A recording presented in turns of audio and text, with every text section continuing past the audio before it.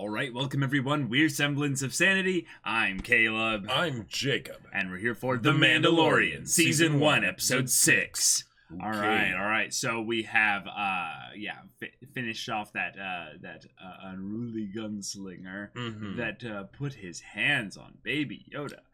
I mean, for shame. The shame child. Yes, how dare you? How dare you?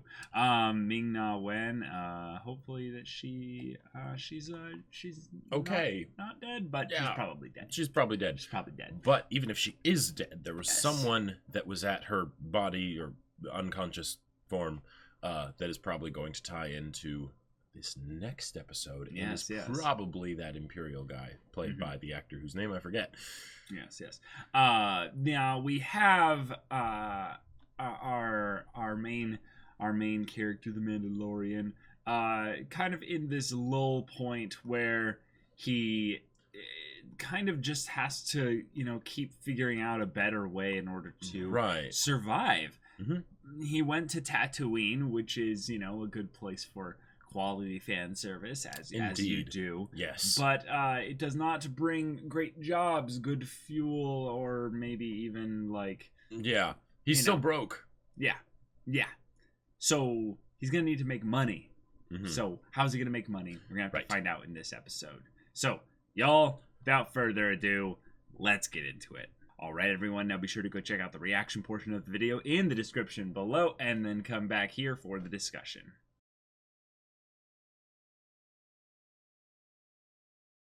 All right, we got ourselves a Prison Break episode. Yep. We got ourselves a kind of pirate mercenary crew led by Bill Burr. We knew he was going to be a cameo, and that was a funny one. That was great. That was we ended up getting also a cameo from our guy in Batman Begins. I don't know what the drugs are. I swear to God. Swear to me. Yeah. And we had a very, very interesting setup where the Mandalorian has people that he knows in the past that are able to, get him, at least a little job here and there. But he burned that bridge entirely. Oh, yeah. And that's the problem, see, because it's not just a thing of where, well, hey, they double-crossed him, so, yeah, of course he's going to burn that bridge. Well, yes. But still, that's a connection that he doesn't have in the permanent sense. Like, we were thinking about this once we came in here, like, cool, a shipyard, someone who doesn't ask questions. Right. This is exactly what you need. Exactly. You can come back here every once in a while, you know? Turns out the only reason they wanted to do that because, well, they, one, wanted him dead, but two, they had something they wanted him to do. They had a grudge. Then. Yeah, exactly. It was personal, right? Right. Yeah. And I love... all the ways they tried to make it seem like they were gonna need him here. And the legitimacy of the ship being one that was really from cool before the time of the Empire, meaning that it had never been impounded, so therefore it wouldn't be registered on any Imperial, tracking stuff or what have you. Therefore, it wouldn't be on any New Republic Exactly. Like, I love that because it's introducing a new technological sort of world-building aspect to the Star Wars universe that, because tracking ships is a very big deal, but, if you have a ship that's 30, 40 years old... Right. And and it's a gunship, so like it probably wasn't even registered in the regular sense, back then, especially if it was like, say, a separatist gunship, right? It kind of looks like one that was retrofitted a lot, right? Then there you go, right? You are flying blind, and invisible, and that was something that they were not lying about. That was something that they were specifically like, oh yeah, we could totally use this as a way to convince him in such a way to where we would get him in a vulnerable position. Right. Because if they had used one of their ships, well, what happened would have happened. Yes. New Republic would have come in and been like, cool, we know your ship. Awesome. You're toast. Yep. Yeah. I liked how they did feel like a little bit of a dysfunctional kind of awkward family crew. And yet then we did get the actual family member when they were trying to break out Keen or Quinn. Yeah, that had semi-mysterious connections, beyond just their group, which was interesting. But then they killed them off, so, Well, I'm guessing the X-wings might have left the place a little bit, salvageable, sure. Potentially. Yeah, I Not suppose everyone might have been killed, but that is an issue though. If they do send in someone to go in and investigate that whole situation, and any of them are alive. Mm-hmm. They could bring up the Mandalorian, and that puts him in the New Republic's. Although the New Republic, so this guy pissed off the Bounty Hunters Guild. Oh, okay, that's his business, right? But he also pissed off the Empire. Really, good job, Well, no, I think it would be more that he broke into your secure facility. Sure, yes, and he's the reason why he's like he framed us. That's the track. Sure, whatever. Yeah. So I'm guessing he's in the clear, but that was some tense stuff though with the little baby trying to outmaneuver the Orlom unit, trying to be I love that. That was so good. That was great. We had some fan servicey little moments here, little references and stuff like that. What are you, a Gungan underneath there? Right. Because you're so embarrassed to show your face. That was hilarious.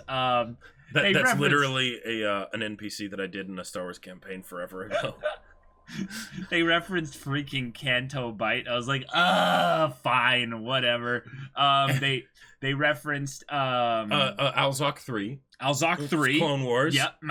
Yep. Really stuff. cool arc in the Clone Wars. Yep. They also referenced the Han Solo film potentially. Yes. Mm-hmm. I'm guessing that was the same guy, or at least the same species. Same species, maybe not actually. The same person, because I'm pretty sure it was pretty confirmed dead, and even then, it would have been long ago enough. Yeah, I'm an idiot timeline wise. Yeah, it's just the same species for sure. But it's those little things that are very nice and helpful. What is that species? Because it's a new one. It's I can't remember. There's only so many four. It's in the new RPG books now, but I can't remember what it is because I haven't read it that often. Right. The let me actually check it out here. I actually have access to all of this data right here. But it might not be in this one. It might be in the actual Fantasy Flight books. But oh really? Yeah. But okay, well then I won't look. Yeah, that's where a lot of our Star Wars knowledge comes from, or certainly a lot of mine. I mean, it's the way to go, right?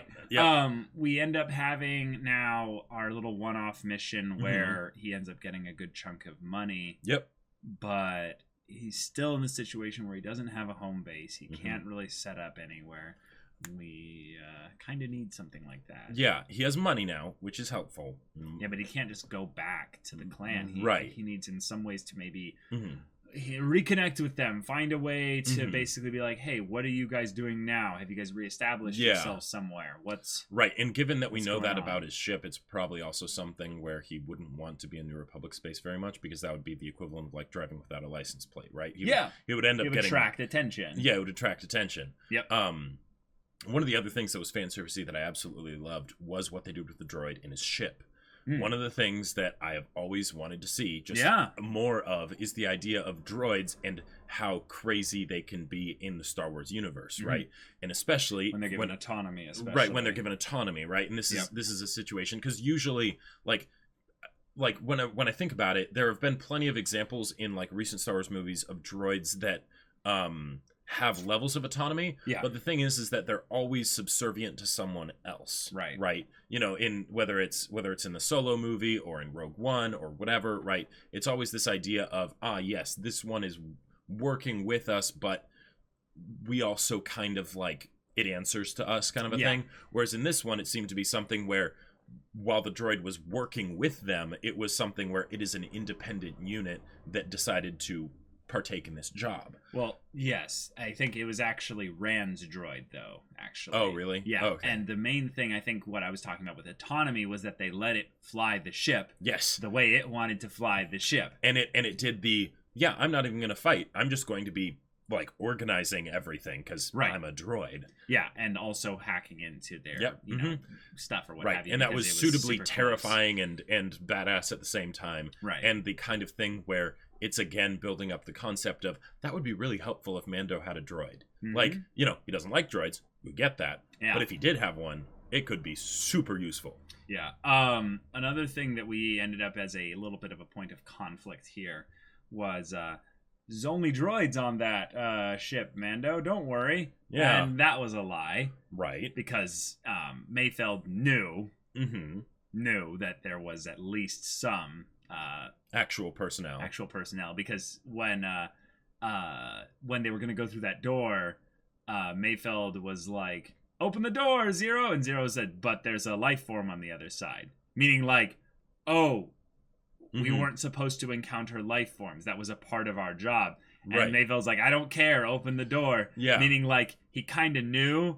Right. And they had a Mayfeld part of knew, the thing. but the others didn't. Yeah. Yeah. So then when they end up going in there, and this poor guy, he calls him an egghead. I love that because he makes fun of the helmets and stuff. But it's like, oh my god, he's like, no, I got this. Like once he pulled that out, I was like, oh man, classic. Yeah, he's got the, I don't care if I'm gonna die because I'm gonna die anyway.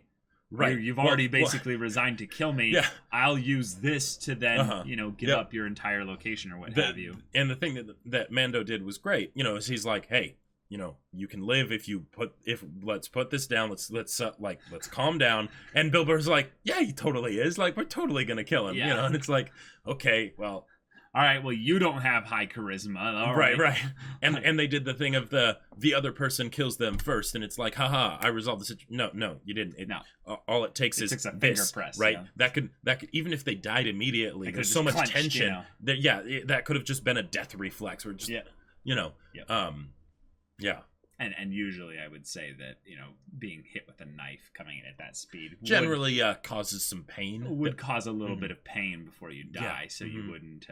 Yep. Yeah. Yep. But yeah, and then he used it, and he put it on Quinn, and there you go. Yeah. The episode was very closed off from everything else again. Literally, doors were just closing everywhere. Yes, we'll talk about that in a second. So the consequences of this episode are also a little bit disconnected potentially from the rest of things. Whereas in the previous episode with the gunslinger, there was this idea that there was someone else out there that would potentially be a threat, problem, or what have you, or a connecting consequence to this whole engagement with Ming-Na Wen's character, for one. Yeah. Whereas this one, it's very like, all right, we're in the clear, but pretty much, yeah. There's potential things that can come in later, like the fact that they're still alive and they're in prison, because that means they'll get busted out probably at some point. And Dave Filoni is officially a Star Wars character. Dave Filoni is officially a Star Wars character, and they have Mando has had a run-in with New Republic, even though it managed to go his way. That's still something where it's essentially the law being brought in, and that can complicate things because he already has one enemy. Yeah. If they become a problem, then now what does he do? Now there is a point to be made that the speed at which they're coming in out of hyperspace and the point at which the Razor Crest passed the X-Wings, they might actually never have spotted him. Yeah. Because they might not have been doing an official scan of the area specifically for other ships, but they're like, we've already got the beacon right in front of us. Yeah, and why would they listen to a bunch of, prisoners, right? Meh. Yeah. Mm-hmm. Yeah, if anything, they'll be like, oh, there's a Mandalorian still out there? And he, turned all you in? Oh, cool. Well, sounds like a great guy. We have to thank him at some point. Yeah. Oh, yeah, that was probably him that also led us back to the base, specifically. Right. Yeah. Well, we'll have to send him some credits his way, wire him some credits. Or just have to be like, we'll have to see if we can hire him for a job. Yeah, there you go. That's what's going to end up being, is like, we have a legal job for you to do, Mandalorian. There you go, right? Uh-huh. Yeah. Hey, sometimes, being above books, might even pay better. Yeah. I mean, probably doesn't, but, probably no. But if it's a job for a Mandalorian, maybe, Who knows? But then they'd probably be like, we want you to sign this manifest. We want you to be an official member. No, sure. Galactic citizen. Nope, not about that. Oh, we're going to need a bioscan. No. Sorry, but if you have any Imperials you want me to kill, off the books, I can totally do that, But yeah, no. Cara Dune gave us already a hint about like where Mhm. things are like with the New Republic at this Yep. point, because they're solidifying, Right. you know, political power bases and stuff.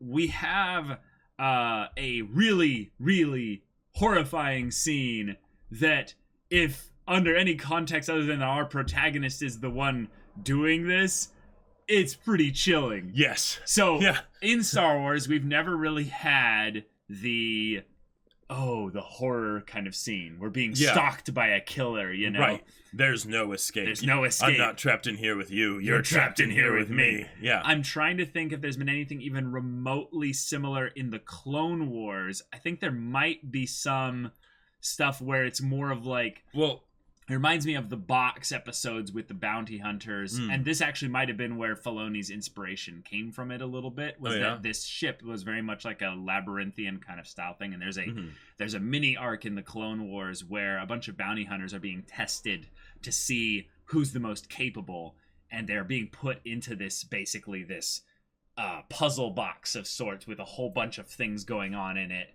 and there is a character who is dressed in a way that's kind of actually a little similar to the Mandalorian sans all the Beskar, and it kind of helps guide everyone through the thing. But in this case, it's the opposite.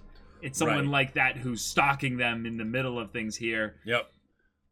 I just loved the scene because it was so just like Yeah. eerie intense. Yeah. It was cathartic because like the fact Bill Burr dropped Baby Yoda. But that has nothing to do with the scene, though. No. It's because it adds to the catharsis of these people are a threat to Baby Yoda. Yes. They must be dealt with. Okay. They must be dealt with, right? I was like, what does that have to do with anything? Yeah. And you're like, everything. Everything. Yeah.